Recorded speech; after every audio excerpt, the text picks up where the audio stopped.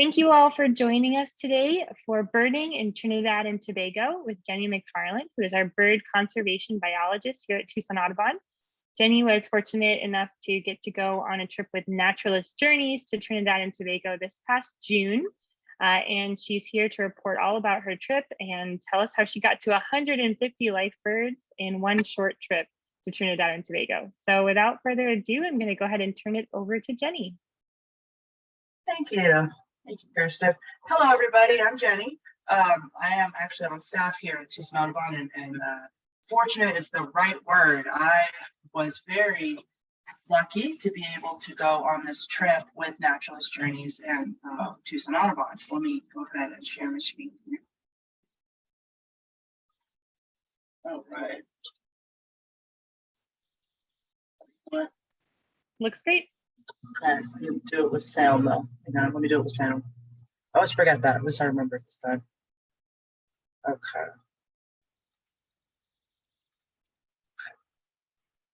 All right. There we go. Okay. All right. So this was a trip that was supposed to go in June of 2020. Now that did not happen for obvious reasons. And it was delayed until 2021, where it also needed to be delayed again, since travel was not open as much as we'd hoped in 2021. It seems so far, 2021, we were in 2020. And then in June, it was rescheduled again for June of 2022, where it did go. And it went off, I'd say, spectacularly. And despite all the COVID testing and everything needed as we left the United States, actually, the trip was very smooth. It all went off without a hitch. It was pretty great. So see here from my little cover slide here that this is going to be a talk about the group trip with Naturalist Journeys that was sort of through Tucson Audubon, where we went off to Trinidad and Tobago. And this was an amazing trip. I had never done anything like this before, and I had never been to this part of the world. So where exactly in the world were we? So I was trying to think of the best way to share where we were. And what occurred to me is that the entire time we were on this trip, I was the host. So I was, as a Tucson Audubon staffer, I was the host who got to take people, sort of be the liaison on this trip. So it was fun. I saw lots of cool birds, and it was definitely, at times, felt like a vacation. But it was also very much a working vacation and kind of a customer service role. So that was really quite a lot of fun. And I kept eBird lists the entire time. So if you don't use eBird when you're traveling around and birding, I do suggest it. It's a really good website. It is free through Cornell, and I use eBird all the time. On both ends, I pull a lot of data out of eBird for the conservation work we do here at Tucson Audubon for the data. So because I get a lot out of eBird, I do like to promote eBird and use it myself, feed it data as much as I can. So here we go. So this is what's known as a trip report. This is a new feature that eBird introduced, gosh, a year ago maybe. It's a pretty recent feature where you can set parameters of what dates you want and exactly which locations and lists you want included in this big summary report. So this is my trip report for our entire 10-day trip to Trinidad and Tobago. And it has sort of regions that we were in Tobago. And then I want to also Trinidad and Tobago. And I want to just sort of show on the map here where we were. So these dots, these blue and red dots, are locations from which I submitted eBird checklists on this trip. So Trinidad and Tobago, here's Trinidad here, it's the larger island. So this is a country literally called Trinidad and Tobago. And it includes many small islands that you can't really see on the map very well. But the two main islands are the island of Trinidad and this larger island of Tobago. So when I zoom out, you can see that this area is quite small when you really zoom out. They're pretty small islands on a hemisphere scale. But they're right here off this northwest coast of South America, sort of just south and east of the Dominican Republic and Puerto Rico and Cuba here. So I flew from Tucson all the way to Houston, and then from Houston all the way to Trinidad, Port-au-Prince, Trinidad, which is sort of the capital of Trinidad, the largest city. So that's where we are in the world. That's why it sort of orients us on where we are. And that's a lot of dots, a lot of eBird lists I did.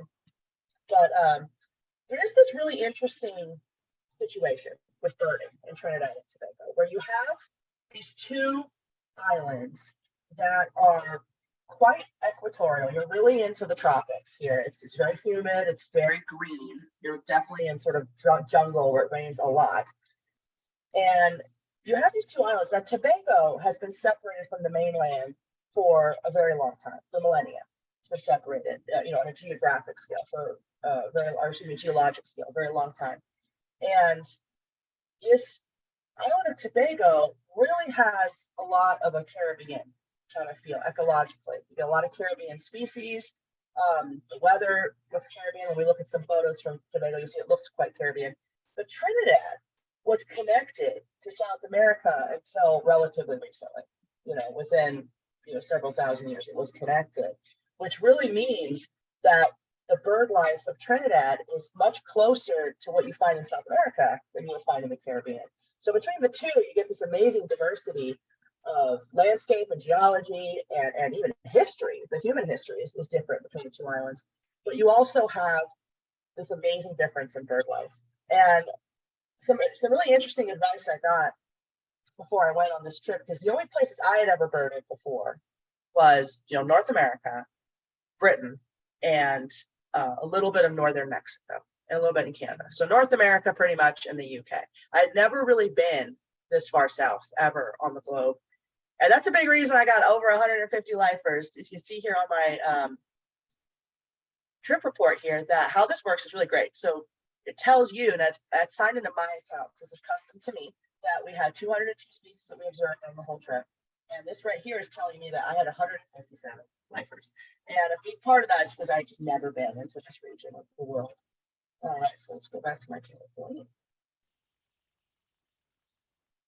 That's a nice little orientation thing on where we are. Where in the world are we? So day one of the trip. So this was a 10-day trip. So day one, on June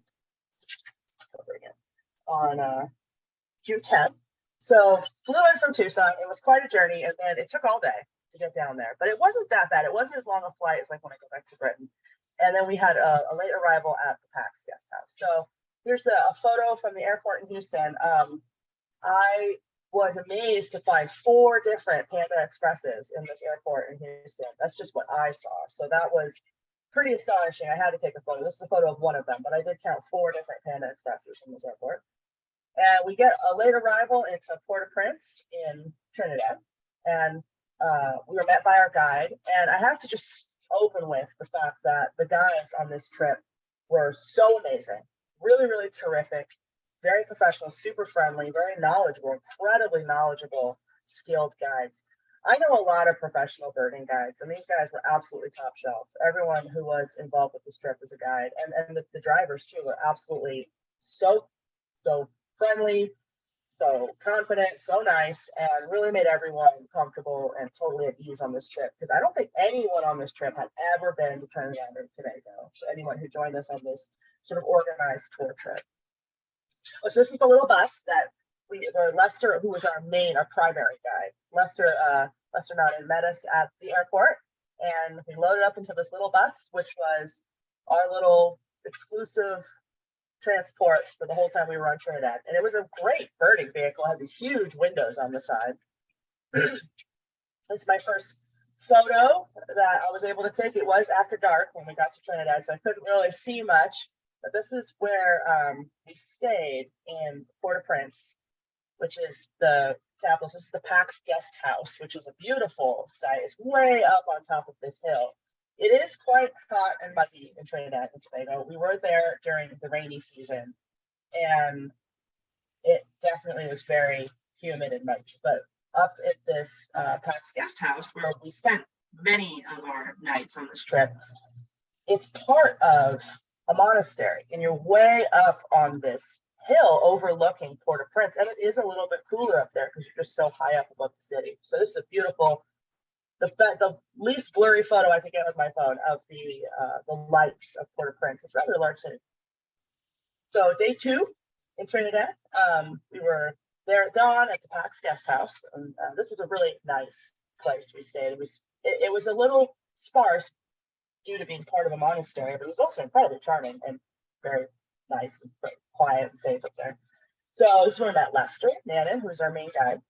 And some of us arrived, most of us arrived kind of the day before the tour started. So we had a free morning, and Lester took us to the, I don't know how you say this, Chigarmaras Peninsula, and then we did some birding while we waited for the last of the group to arrive. So this is my dawn photo. This is out my window of the PAX guest house. You can see Port-au-Prince sort of rolling in the distance there, and you can really get a sense now of just how green and tropical it is here in Trinidad. I didn't really know how green and wet it was going to be till I got there, but it really is sort of a foresty jungle setting is what most of this area is. And right off of the patio there, you have these beautiful hummingbird feeders that just bring in so many cool hummingbirds, because right off the back of this balcony is this huge mountain slope that goes up that is just solid jungle habitat. It's really cool. It's really pretty. And we had lots of hummingbirds coming in. And you can see here from this road going down that we were really quite high up on this hill. And that little bus very expertly was maneuvered up these little switchbacks to get up to the top of the hill where the PAX guest house is.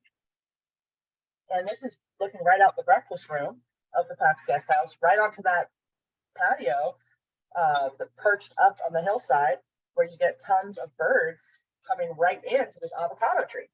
So this is a native avocado tree, and there was a mango tree right there as well. And you get tons of, all sorts of really cool tanagers and caciques and really cool birds coming in right off of this patio. And then there's hummingbird feeders right there that the hummingbirds were really enjoying and coming in. So just right off of the breakfast room, amazing birding just right there. So here we are on the patio, and that's Lester in the center, and many of our group participants. It was a really fun group to be involved with. Everyone was really nice. Everyone got along really great. So it was really ideal that sort of everyone who had signed up for this trip was in some way had heard about it, was either a part of Tucson Audubon or heard about it through Tucson Audubon. So nearly everyone here was either from Arizona or spent time in it part of the year in Arizona. And it was really good meshed group where many people had cameras, but there weren't any there wasn't people with giant, a few people with big lenses. It was, everyone was sort of on the same page in terms of speed they wanted to go on and how much time they wanted to spend with birds getting photos. So that really made it so enjoyable and just so fun for everybody. So we went out birding that first morning, to Chagmas, and this was an area that is a road leading to a golf course, and you have this amazing jungle just right off of the road that's full of really cool birds. And I saw this really cool lizard in a pipe. I was a little concerned when I first saw him from the top that he had fallen down this pipe and couldn't get out, but then I looked down the side. It was a huge rusted hole. He knew exactly what he was doing, and this pipe was his little home. So this is a really cool lizard I saw. It was a windward skink when I looked it up. And then we had this really great sighting. This was so exciting just for the first day being there, of a rufous-tailed jacamar. And this is a bird that's related to kingfishers, where they have this long bill and long tail. And they're not a very big bird, but I got a pretty good photo of it. I don't have a large camera, so what I was doing was I had brought my scope on this trip, lugged my scope halfway around the world, and was carrying it most days of pretty much every day, I think, of the trip, and was able to get some pretty good photos through the scope on my phone. So when we see photos of birds in this first part, these are all my photos at first, and then I'll show photos of some of the other participants. But we also saw monkeys, saw capuchin monkeys. So there they were just playing right on this road that doesn't get much traffic, just have come out of the jungle to play. And there's a zoom in that I got through the scope. And it was fun to see them sort of playing and tussling with each other. And I had never seen monkeys in the wild ever. It's the first time I'd ever seen monkeys. So I had a lot of lifer non-birds too, mammals. So here we are, day 3. So we're back. We're still at the PAX guest house, and we went birding into the mountains today. We met a few more of our guides too. This was great. We went to the Brazo Seco Community Center, where we learned about chocolate and coffee. Since here in Trinidad and Tobago, they actually have historically and continue to grow actual chocolate and coffee, which was so interesting. And then we tried the village of Morne LaCroix, we looked at the parrots. And then later, you'll see we actually go on a flight. We actually go on an airplane trip again later in this day to meet our Tobago, to get to Tobago, to meet our Tobago guide, Jason. So I also just wanted to pause a little bit because one of the questions I got the most about when I got back from Trinidad and Tobago was about the food. And I have to say, the food there is really good. Very, very, very good food. I was absolutely blown away. Everything we ate was amazing. And Trinidad especially has changed many sort of colonial hands, but it is most recently, before they became an independent country in the 1960s, had been part of the British Empire. So the food is incredibly British inspired, especially the breakfast. The breakfast, every breakfast we had there was so British. I was amazed. Marmalade and toast with a lot of tea. It was very extremely British, the breakfast here. So this is one of our breakfasts we had at PAX. On our way out, we did see a lovely little pearl kite. And this is a more close up. And this was a very small falcon. And it's like the size of a kestrel, American kestrel, maybe a little tiny falcon, that our track guides spotted from the window of the bus. And we pulled over real quick on this main road, and we're able to get out and look at this beautiful little tiny falcon perched on the side of the road.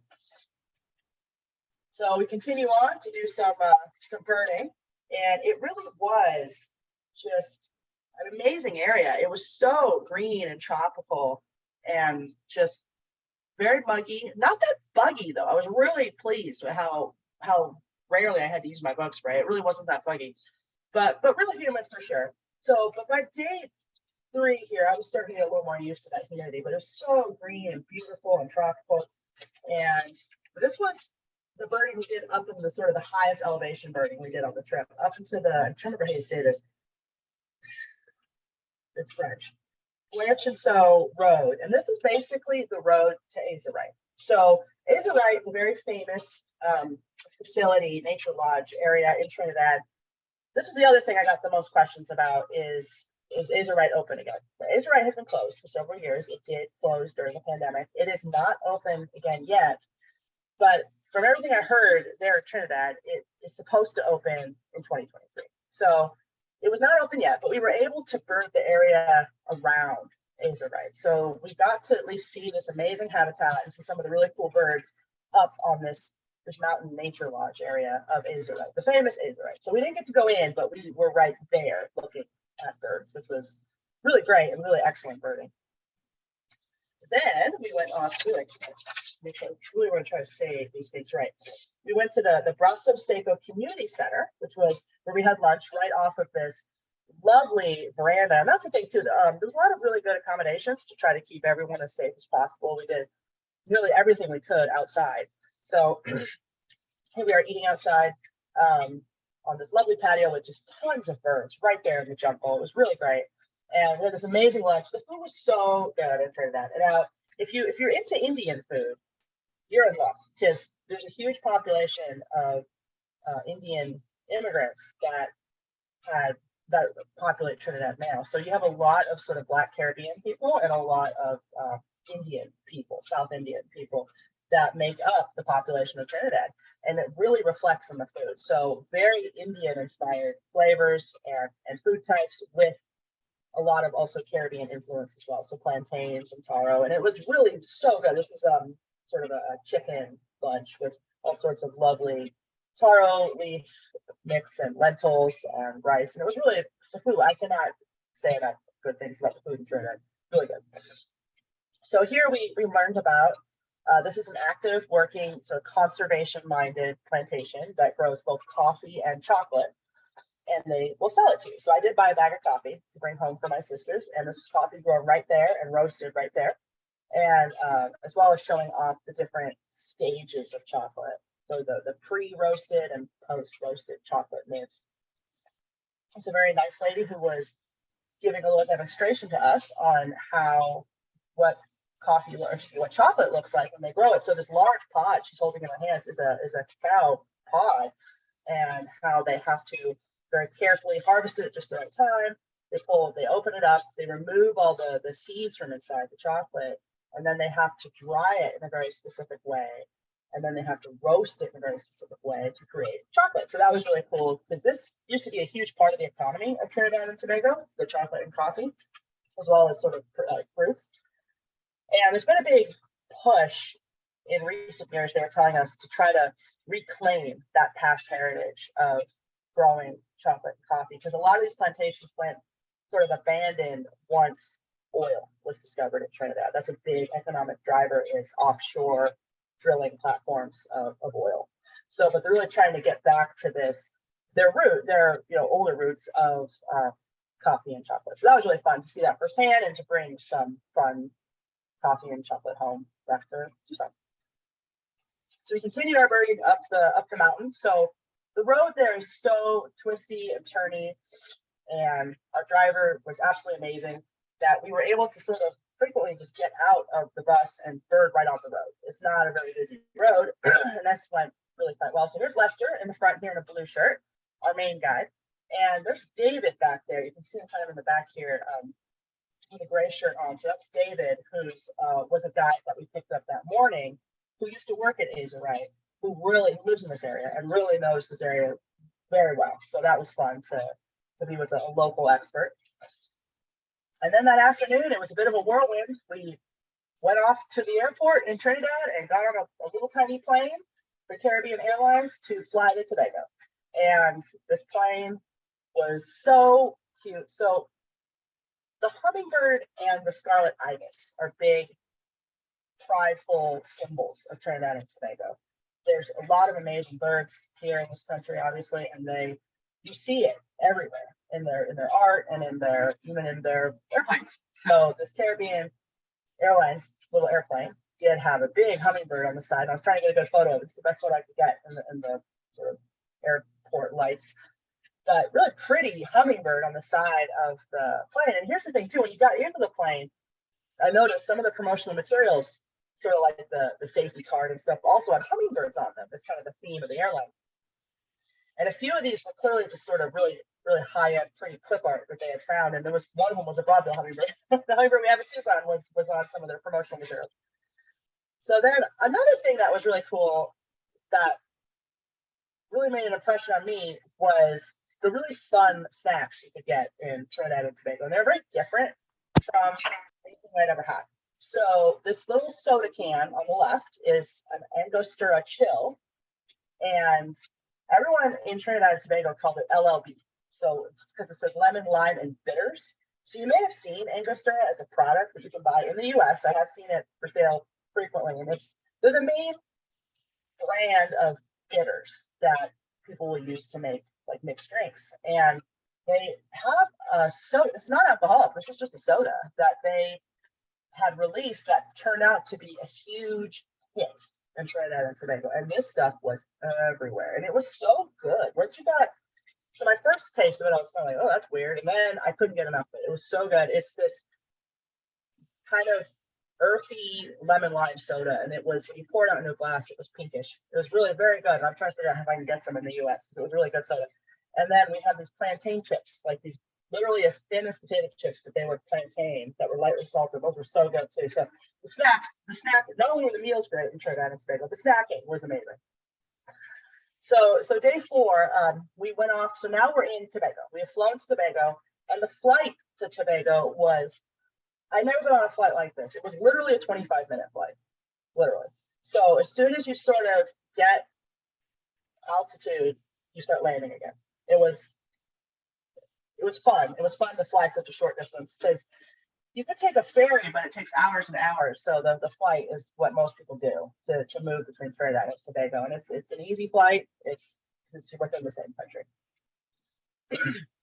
So in Tobago, we stayed at all the nights we were in Tobago, we stayed at the Kufi River Nature Retreat. And then this day 4, we also went birding at Adventure Farm and then back to the Goofy River Nature Retreat. This area is just astonishingly beautiful. This is the view from outside of my window. You are right there in the jungle.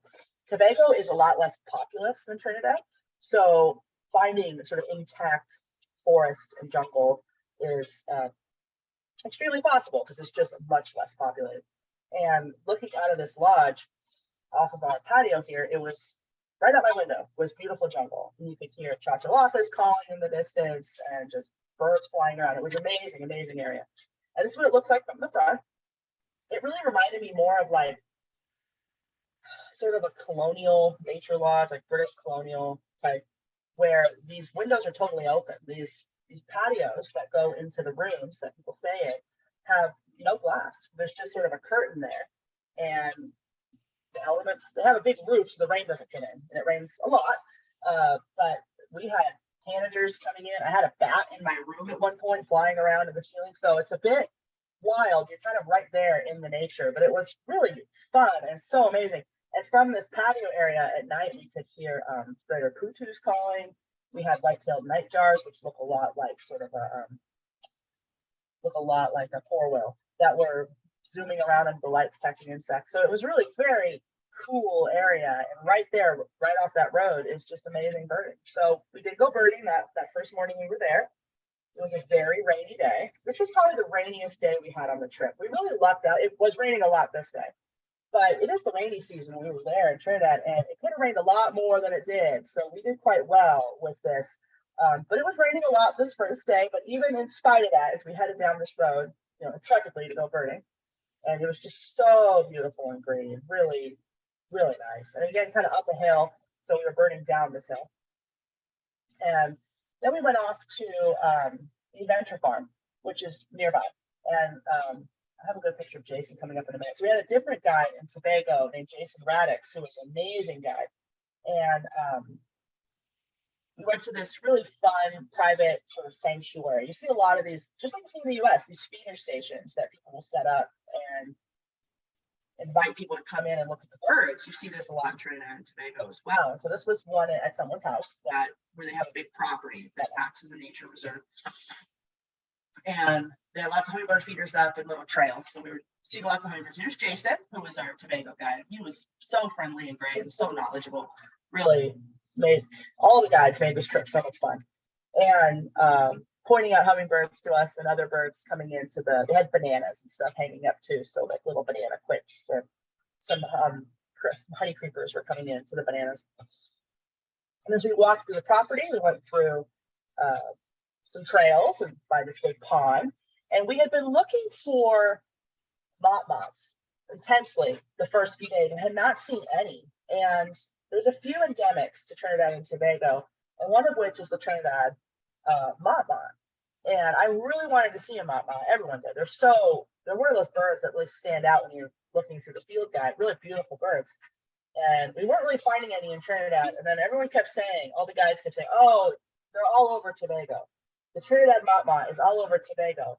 And when you go to Tobago, they'll say it should be called the Tobago moth. And I was like, are they really going to say this? And sure enough, I think the first thing the guide said in Tobago, oh, the Trinidad moth, they're all over Tobago. It should be called the Tobago moth. And this first morning in Tobago, we did find a Trinidad moth. And they're large. They're as large as like a Mexican jay or something. They're quite big. They're not little at all. And the way they behave and the way they kind of look around, and the way the other birds were alarm calling when one showed up, because this is the breeding season. June was the breeding season in Trinidad and Tobago, so a lot of birds were nesting. They, I think, filled the role of jay too. They really had this real intelligence about them, and the other birds would freak out when they were around. So that was great. We got one right really quick, got one off the bat. And then after that, of course, we started seeing them everywhere. So day 5, we went to Little Tobago. This is a very small island off of the coast of Tobago, and you can only reach it by boat. And then later, we also birded the Gilpin Trace on Tobago's main birds reserve, which is sort of like the mountainous area of Tobago. So here's me at Englishman's Cove. There's a lot of names that really highlight how British this area once was. So this is called Englishman's Cove, and you see a lot of I saw a lot of place names for locations in Trinidad, and especially in Trinidad and Tobago as well, that were the same names of places I had seen in Britain. So there's a lot of similarity there. You can really see the colonial past of Trinidad and Tobago everywhere. But this is called Englishman's Cove, and it's so beautiful and scenic. I've never been anywhere so tropical and like Caribbean looking. And so there's Jason taking us birding on this sort of mountainous area of Tobago, and it was really lush and green and full of like air plants. I'd never seen air plants growing wild. That was pretty amazing. And Jason was just an amazing guy, just showing us so many cool birds. And so this is what, so we're in the forestry section of the Gilpin Trace bird viewing and hiking trails. So I feel like both Trinidad and Tobago have made a really conscious effort to highlight ecotourism of this area and really try to embrace how important it is to their economy and sort of their heritage and their national pride. So we got in a little boat. It was one of those little glass bottom boats where you can see what's going on below, because it's kind of a shallow water journey. As we took this boat to Little Tobago. Fun, it was a fun little boat, right? There's my scope off to the side. And man, Little Tobago was so amazing. It was so tropical and just the blue waters of the Caribbean. I've never been anywhere like this. And there's these like cactuses growing right on the edge here. And this very small island, you dock on these boats with special permission to come and dock on Little Tobago.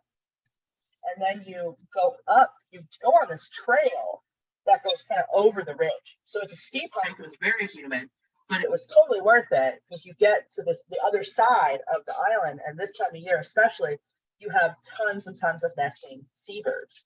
So this is a booby.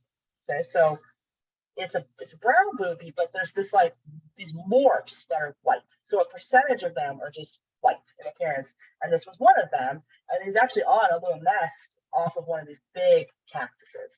So you go all the way over this bridge and you get to this beautiful viewing platform, and you have this beautiful view of all these seabirds coming in to nest. So it's right off of this beautiful sort of tropical water. It was really cool. And it was hermit crabs everywhere. Wild hermit crabs just walking around with their shells that they have, gathered. That was really fun too, just seeing hermit crabs right there. So day 6, we go off and do some wetland birding, and then we visited some of the birding hotspots of Tobago, and then we took a flight back to Trinidad and back to that PAX guest house. So here we are birding again, and we had really been hoping to see mannequins on this trip. So there are 3 types of mannequins that you can see in Trinidad and Tobago. And this brings me back to sort of another point of why Trinidad, if you've never done birding in the tropics before, this was advice I got from a friend of mine, and it turned out to be completely correct, that if you haven't done birding in the tropics at all, which I had not, that Trinidad and Tobago is really a really good place to go first. So when you go to places like Ecuador or Panama or Costa Rica, you get overwhelmed by hundreds of hummingbird species in some places and like dozens of mannequins and so many different types of everything. But in Trinidad and Tobago, these families of birds that we don't have in North America, like mannequins, where if you go to certain parts of Central and South America, you get dozens, if not scores of species. All these families are represented in Trinidad and Tobago, but with far fewer species. So it's really a lot easier to kind of wrap your head around what's going on if you haven't birded in the tropics like I hadn't. And so Trinidad and Tobago does have mannequins like you get in parts of Central and South America, but it has 3 species. So it has a lot of hummingbirds, but it's like 14 species, not 200, which is very difficult to sort of manage in your mind and to learn ahead of time. So there were 3 mannequins that we could have seen in Trinidad and Tobago. And this morning with Jason, we were looking for one specifically, which is the blue-backed mannequin. Beautiful. And we were seeing females. We had seen females, which looked like kind of plain little bunting birds, but we really wanted to see the males because they are the spectacular, colorful ones. And so we were looking, and then, we finally found one at Jason's sort of last-ditch, sure secret spot, which every guide I've ever known has secret spots for some of these more desirable birds. And you can see it here in the back, and here's a better photo of the mannequin. And so you can see his lovely blue back and red on his crown. really cool bird, and he was just hanging out here right by the side of the road at Jason's secret spot. We also went to this really cool fort. So there's a lot of cool history too that we also got to get a look at. So this historic fort that was it's a Fort King George in Scarborough, Tobago. It's another one of those British names, Scarborough. So this was a really cool fort. We had lunch here and got to walk around, and there was also some good birding as well as butterfly viewing happening right here as well. So that was really cool. This fort overlooking this big bay. It was really great. And they had this really cool sign with I Heart Tobago, and I have to say I do heart Tobago. Tobago was absolutely astounding. I really enjoyed it. The whole trip was really, really great, but Tobago did feel a little bit different. It felt more Caribbean. The birds were a little more Caribbean, the food was, and the people were. And I definitely heart Tobago. I loved it. So it was such a cool spot. So we did some kind of last birding before we had to head back to the airport. And so Jason taking us to this wetland that we could view sort of through a fence. And as we went a little further along, we had a good view as well. But this sort of wetland birding where we had things like gray heron. So that was very cool. Looks remarkably like our great blue heron, but gray. Okay. And back on the Caribbean Airlines for that 25-minute flight back to Trinidad now. So by day 7, we were off to do some swamp birding. Okay, so I really liked how this trip was organized, where we could sort of focus on different habitats within days. So then every evening we do our countdown, but also talk about, it helped me figure out what birds we might be seeing the next day. So I could sort of study them ahead of time and kind of organize them by habitat. So that was pretty great. So we went off to the Nariva Swamp, where we had mangroves and lagoons, which is totally different birds been hanging out in these habitats. And then we went off to the Waller Airfield. And I'm gonna have a photo of this, but it's an old airfield that was used by the American and British militaries during World War II as a jumping off point to fly to Africa during World War II. So it's this old abandoned airfield that is kind of impressive, just out there in the middle of the jungle. Is this old American military airport, basically. Okay, so on our way out, we found these really cool savanna hawks that were nesting off the side of the road. So this is a mama on the left and her nearly grown chick on the right that she's feeding some prey. That's kind of a close up. Really cool birds. And we have this, I wrote this down so I wouldn't mess it up. We have this ruddy-breasted sea eater on the left here. These are photos I got with my phone through my scope. And this was a beautiful bird, this ruddy-breasted sea eater on the left here. And I had seen sea eaters in South Texas, and it did remind me very much of that, but this is a different species. And the guides were so excited that we saw this bird, because apparently it's very locally rare. So this is a big rarity. I mean, they're all new to me, but the guides were so excited. This was quite a rare bird for Trinidad. And then we found this nesting black-breasted mango hummingbird. And she's on her nest, and this is on like a telephone line on the side of the road. It's pretty cute. She's nesting right on the side of the road there. And again, very tropical. So we're kind of heading closer to the swamp area. Taking our bus through where the jungle comes right up to the roadside, and you get just amazing birding right there. This was also, I think, the best lunch we had. It was unbelievable. So Mukesh, who's one of the guides, I'm gonna have a photo of him in a moment. Mukesh, who is a fantastic guide who had worked at Asia Wright in the past and does a lot of kind of local guiding. Mukesh is also an amazing cook, and he had pre-made a sort of catered a lunch for us that we ate in the traditional style on these big leaves, and very Indian flavored food. So you have this bread on the left here that was reminding me so much of like tortilla. It was like a poofier, slightly poofier tortilla that you would then use to pick up the different foods. So there's like a chickpea and potato food here, and then some lovely chicken and some squash and some taro leaves, as well as some cinnamon sort of candied mango. It's very, very good. Oh my gosh, the food was so good. I'm sure it really was.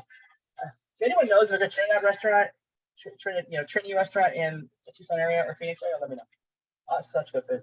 So more birding from the bus. And so here's David again on the right in the red shirt. That's another one of our guides. We had several of the days. So David, really amazing guy. These guys are really very, very good. And as we're going through the jungle there, we went through a village and we saw a howler monkey sitting on the roof of this house. And we're going by on the bus, and I saw it sitting there, and I called it howler monkey. I called it out, and of course, the bus comes to a screeching halt. We back up, and I got to see this howler monkey just hanging out on the roof of someone's house, howling. He was making all sorts of amazing howling sounds. It was really cool. That was so fun. Just right on the side of the road, this howler monkey just absolutely going nuts, calling. It was really cool. And then we went off to that Waller airfield, and we had a surprise waiting for us. Where Lester's wife Gail had met us there, and in their vehicle they had set up this beautiful outside dinner for us. So they set up tables and tablecloths and had like real dishes and everything, and had catered a lovely dinner for us. So we ate dinner as the sun went down, and fireflies came out. That was really special, having fireflies right there. I'd never really encountered fireflies before. And then we went off, and it was just so much fun, just having lunch right here, kind of on the road leading to the airfield. And once we were done and the sun went down, we did some night birding. And we could see lots of white-tailed nightjars flying around, but these two babies were sitting right on the tarmac of this old airfield. And we got a really good look at them. I got this photo through my scope of these two babies just sitting there being so cute. And they look so much like something like baby lesser nighthawks, or I mean, they're closely related to the same family. So these cute little white-tailed nightjars just hanging out right on the pavement. So cute. So we're getting towards sort of the last few days of our trip now. So, and again, we're going to really switch up habitats. So day 8 and 9 to me kind of flowed together because we did something really late and then something very early the next morning, where we went to the El Suzanne Rainforest Lodge, which was great. And then we started heading to the Grand Riviera, and that is kind of a long drive. And so it was a lot of driving this day, but people go there for a couple reasons. One, it's the best place, if not only place, to see the endemic Trinidad piping guan. What the heck is piping guan? We're going to see a photo in a minute. And then this is also a great spot for the leatherback sea turtles. We were there during the right time of year where the sea turtles come into the beach to actually lay their eggs. So we got to see that. And so then the next morning, we go and look for the piping guans again and got amazing looks. And then we had to drive all the way back to Port of Spain. So it's kind of a long drive, but we broke it up by going to the Hacienda Chicana. So talk about that in a moment.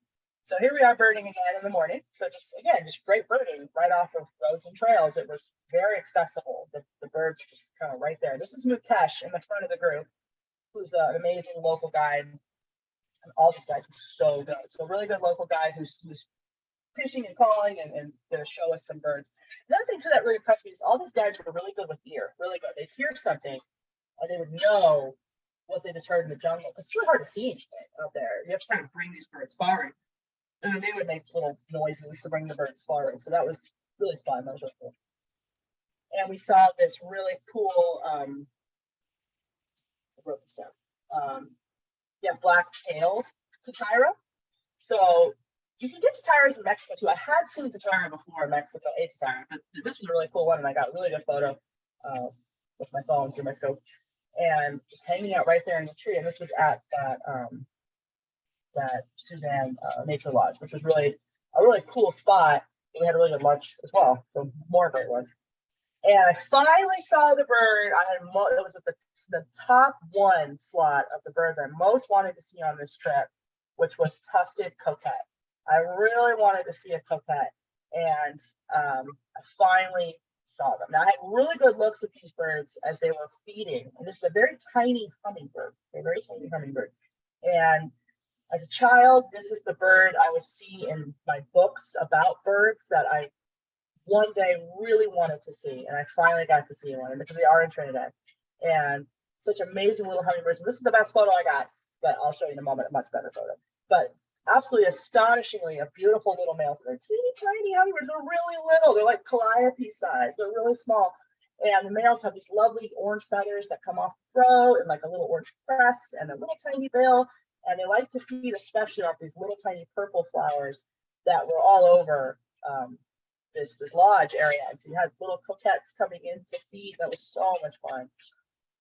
So then we went off to the, let's see here, to the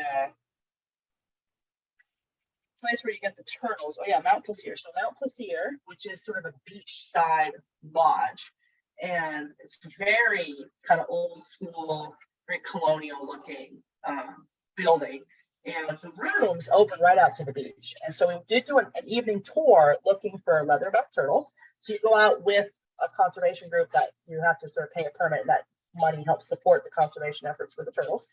And a special guide took us with red lights only, because the white lights will confuse the mothers and can dazzle them, and they go the wrong direction. It can also really confuse the babies that are hatching. So these big females had come onto the shore and were digging and laying eggs. So it was hard to get a good photo of that because it was all red light, but it was an amazing experience to see these females. They were huge, laying eggs right on the beach. And this was in the morning. So if you get up very, very, very early, like very early, just as the sun is coming up, some of the females are still on the beach laying eggs. So this was a female that we could get quite close to. And you can see how big she is with that little dog next to her. So quite a large turtle. These things weigh like a ton. They're huge. And the females haul themselves out of the water to come lay their precious eggs on this sandy beach. They dig a big hole and lay their eggs and then bury them again. So that was pretty cool to be seeing that in person. I felt like I was inside of a nature documentary. So we did a little more birding down in the area. And this was the Trinidad piping guan spot. That's sort of the well-known piping guan spot. And went down there and did some really fun birding and saw some really good birds. And had great run-ins with the piping guans themselves, as well as meeting another local guide. So that was pretty great. So here's a piping guan. It looks a bit like a turkey. It's quite large, or maybe like a chachalaca. So it's in that same sort of large, like ground fowl family. So they have these bright blue faces. Here's a much better photo I got. So with good light. They have these light blue faces and this big blue wattle that hangs down. And they just sort of hang out in the trees. And their favorite food is nutmeg. So this is actually nutmeg tree it's hanging out in. I never would have thought of anything besides us in a pumpkin pie or something eating nutmeg, but they literally eat the nutmeg fruits right off the trees. It's just so mind-blowing to me. It's so cool. So they were just hanging out in the trees up there, the Trinidad piping guans. And during this birding in this area as well, we also had really good looks at another manakin. This is one I had also really wanted to see from looking at field guides, the 2 years before we went on our trip. So this is golden-headed manakin. It's the best photo I could get through my scope. And it was so close, and he was sitting there so still, but for some reason, I think it's the green of the forest made it really hard to get a photo, but just so cool. And then more Trinidad piping guan action. And all these plants around its feet, these are air plants, like the type you would buy, to put on a decorative thing in your house. They're wild in Trinidad. They're from Trinidad. They just grow wild in the trees there, these little air plants. We also had a really cool lineated woodpecker. It looks a lot like a pileated. So it's kind of really similar type woodpecker. And there's another photo of that mannequin. I was so in love with this golden-headed mannequin. They're so cool. They're just sitting right there waiting to, impress females. We also have jacanas. So there's jacanas all over in this area. And they're really very cool. And we're walking up this road. This is at Hacienda Jacana. And going up this steep driveway, which is good birding right here. And we did have a trogon here as well. So this was really fun. So good birding. There was some, even the walking was relatively easy, a little bit sort of uphill, downhill, and it was really humid, but it was always pretty manageable. So it's a really fun trip for people to go on and see lots of good birds without, hiking huge, vast distances. So we're really winding down here. So it's kind of our last full day in Trinidad, where we did go to the Urete, home of the hummingbirds. And then we had a really fun evening in Coroni Swamp. So we had sort of an evening boat trip that we went on. And the captain sure looks familiar.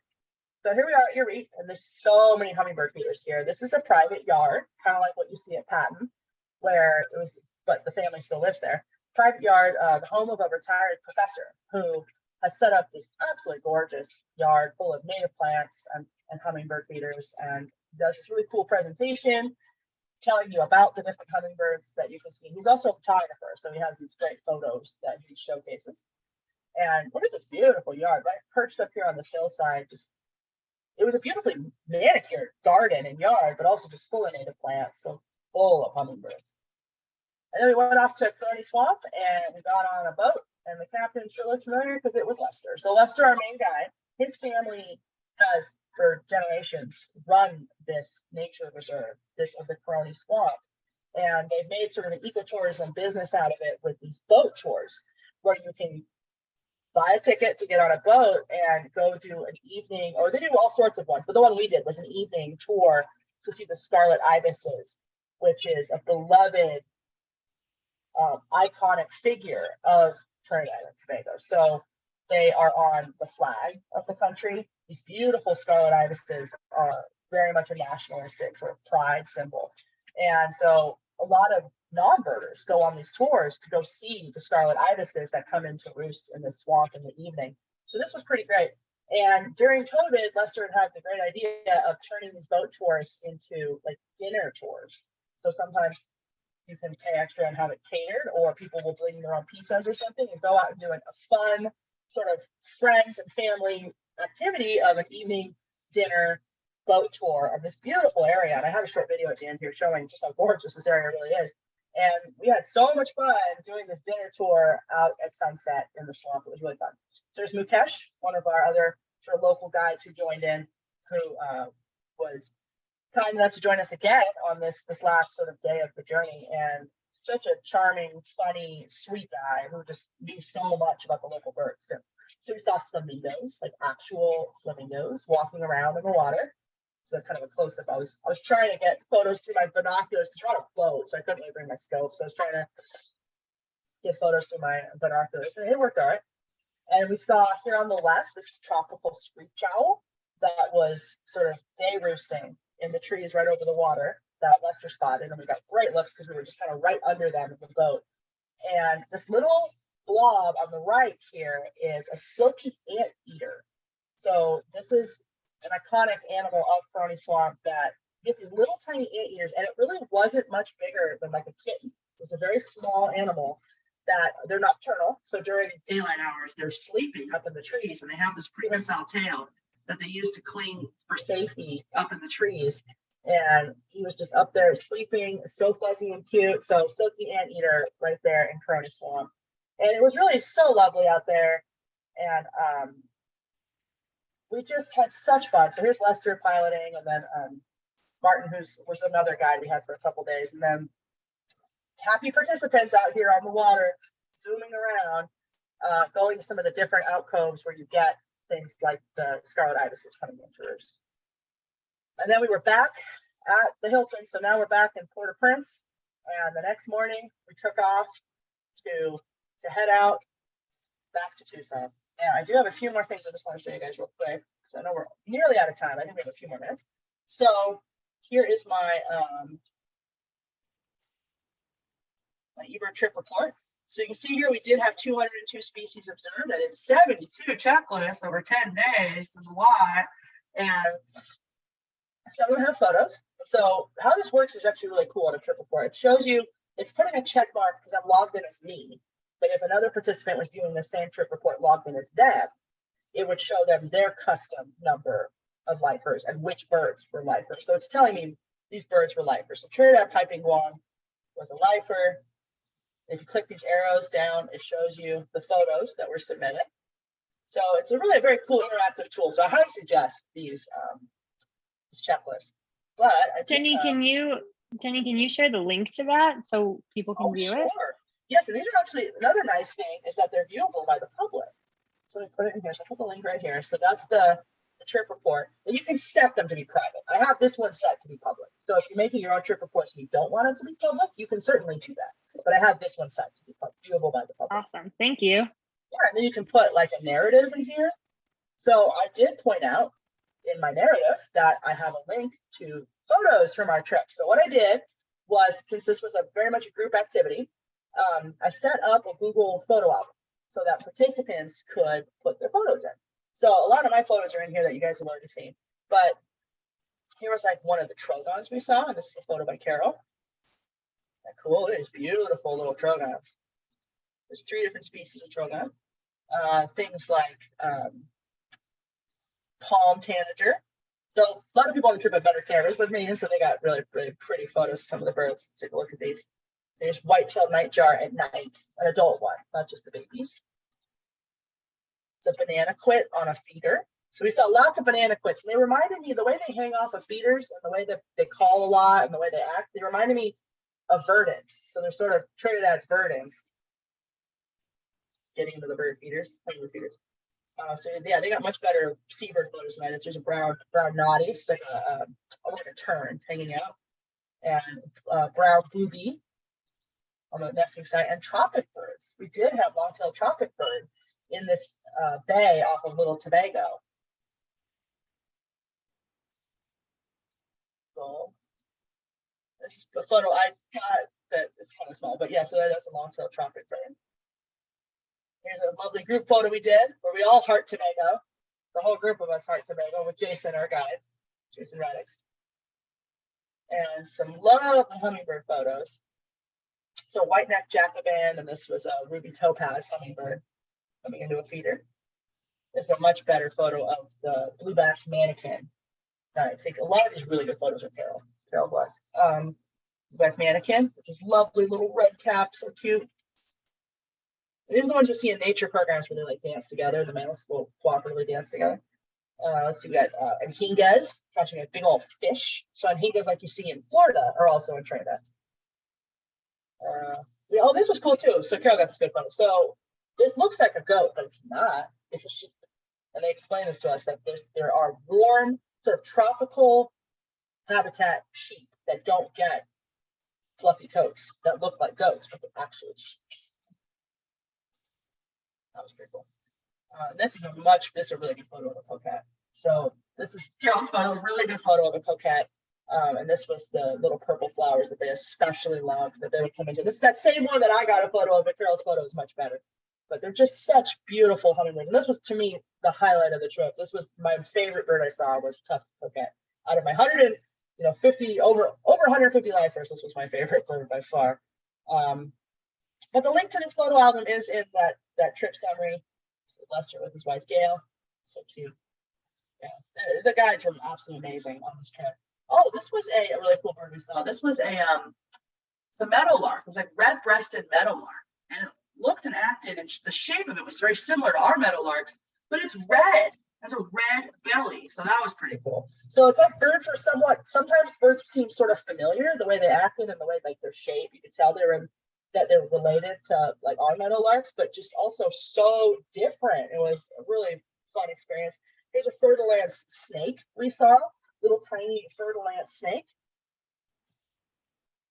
And a really good photo of a Trinidad piping guan. Really good photo. And a lot of sort of culture and history too. So this was the wall, this beautiful sort of mural we saw in Port-au-Prince celebrating like the history of Trinidad and Tobago. These hummingbirds are amazing. Look at that ruby topaz, so beautiful. And the hummingbirds were so different from each other too. That was really fun. Oh, here's a much better photo of that silky anteater. You can really see his little claws holding onto the branch. Okay, and then here's good photos of the scarlet ibis. I didn't really get as good photos as this at all. These are great photos. You can really see him sitting there in the trees. Very cool. And there's us having dinner in the woods, but look at all the boats lining up too. So when it's dusk, tons of people come out to see this spectacle of the scarlet ibises coming in. And this is a really good outreach, and not just it's a big ecotourism opportunity, but also builds a lot of pride and goodwill among the locals for these birds and wildlife, since there's been a lot of conservation challenges around these birds, and it seems to have really taken off now, and people really actively try to protect them. I know we only have like 2 minutes left. I do have one last thing I want to show you guys, which is a video that I took that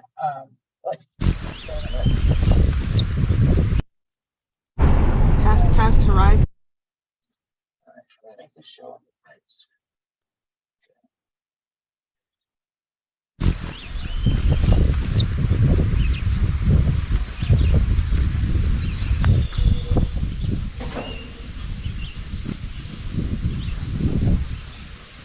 Topaz, feeder. So this was in Tobago. I set up my GoPro right near some hummingbird feeders to get like clips of hummingbird flight and compilation. the hummingbird species in Tobago, but not Trinidad. Like that, yeah.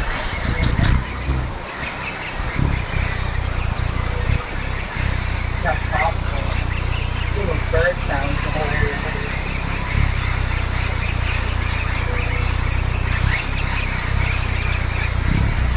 Beautiful, like that.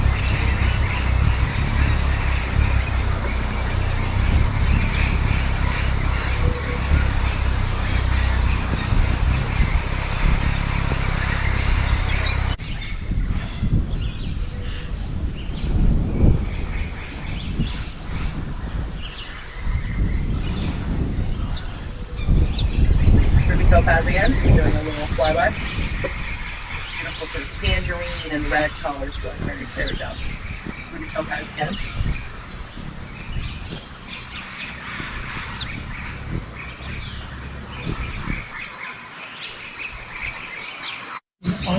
There's another ruby topaz over there.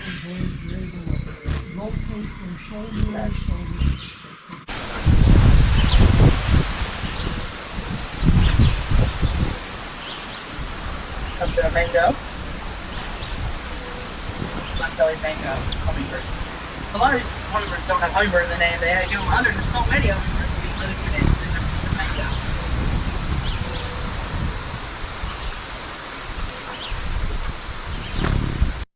All right. So thank you for indulging me. That was a 2-minute video. I thought we had barely had time to squeeze that in. All right. So we are slightly over time, but if anyone is still hanging around and would like to ask me questions, I'd be happy to entertain them. Wow, that was so cool, Jenny. Thank you so much. I know I'm sure I'm not the only one who's like about to Google flights to Trinidad and Tobago. Yeah, and I love that video. I was just really struck by not only the the hummingbirds themselves, but all the sounds of the rainforest in the background. It was lovely and peaceful. Does anyone have any questions for Jenny? I know that was so much and so many birds. I did see a request for the email, the follow-up email to have the trip report link so I can get that. Oh, yeah, I was gonna say I can definitely do that. No problem at all. Let's see. Janine asked if TAS is planning on hosting any more trips to Trinidad and Tobago. I don't know for sure. Yeah. Do you know, Kristen? I was gonna say we don't have anything on the docket right now, but I know we'll be working on getting more international trips on the schedule soon. So stay tuned. If there is interest, if you're interested in doing it, maybe let Luke know directly so they can sort of get a sense of, because this trip did sell out, which was great. So it seemed like a good candidate to go again. It worked really well with Naturalist Journeys. They're really great to work with. So yeah, if you are interested, please maybe let Luke know so that we can kind of keep track of that. Yeah, great point. Yeah, feel free to email us if you're interested in this kind of trip, so we can get a sense of the interest there. There's a question about if I learned anything, and there was one piece of advice I got from a friend before, because I'd never been to the tropics before, and so I did have a piece of advice that turned out to be absolutely life-saving, which was to bring clothes that were not cotton. Bring some synthetic clothes. So I did bring a pair of pants that were sort of just like rayon or something, and something synthetic, and that was great because it is so humid there that anything you wear that's cotton, like a t-shirt, does not want to dry out at all. So bringing a few articles of synthetic clothes, and that's pretty much what I wore the whole time. That was one of the biggest takeaways for me, and I'm so glad I had that advice, because don't wear jeans in the tropics, because out here where it's so hot and dry, cotton's the way to go, not in Trinidad. So that was a big lesson I learned for sure. That's such a good point. It's so different. And actually on that same vein, I was wondering, was the trip intentionally planned for the wet season? Is that better for birding? It does have some advantages. It is not the height of tourism season, which meant that we could keep the prices low. So a lot of the accommodations were less expensive. So that made the whole cost of the trip lower for participants. That was a big reason to be there sort of in the rainy season, not the rainiest season, but within the brackets of the rainy season. But it is also breeding season for a lot of the local residents. And the trip was through Naturalist Journeys, and they have scheduled it for the rainy season for a couple of reasons. One, it's not so crowded with tourists, but also you have birds that are nesting then, which is pretty fun. And the turtles, the sea turtles coming in is very seasonal. So that is something you can do where you couldn't do it if you went sort of in the non-rainy season. And you do have this disadvantage, which isn't that much of a disadvantage for North Americans, where in the winter, if you're down there in the winter, which is obviously we're there in June, so not winter, but if you're there in the winter months, you get lots of these North American warblers that are wintering in the Caribbean. So you get things like, you know, like our migrating warblers, like Wilson's warblers, hanging out in these areas that are very exciting for European and like British birders to come and get all these wintering birds that we do get up here in the spring and summer. So they're gone in Trinidad and Tobago in the summer because they're up here in North America, but that is less of a big deal for people that are coming from North America. So that is another reason that a lot of the birding tours, international tours, will come in the winter because they want all those wintering species.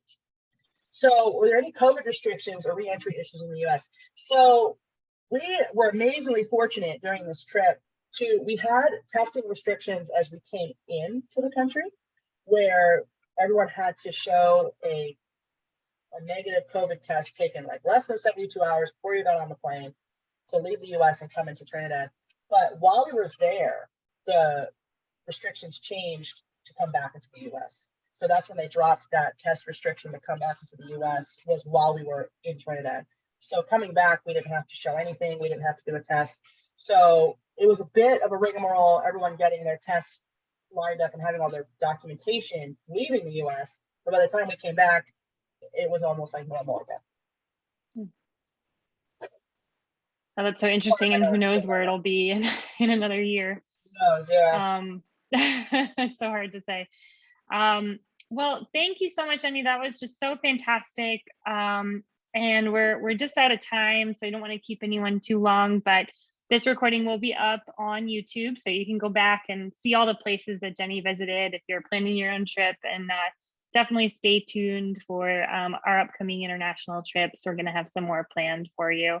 And I'll send out an email when the recording is ready, and I'll include that trip report link in there so you can go back and see all those birds again. Thank you so much, everyone. I really appreciate you spending the afternoon with us, afternoon, morning, whatever it is. And we hope that you have a good rest of your day. Thank you all so much. You were great. Thank you. Thank you. It was great.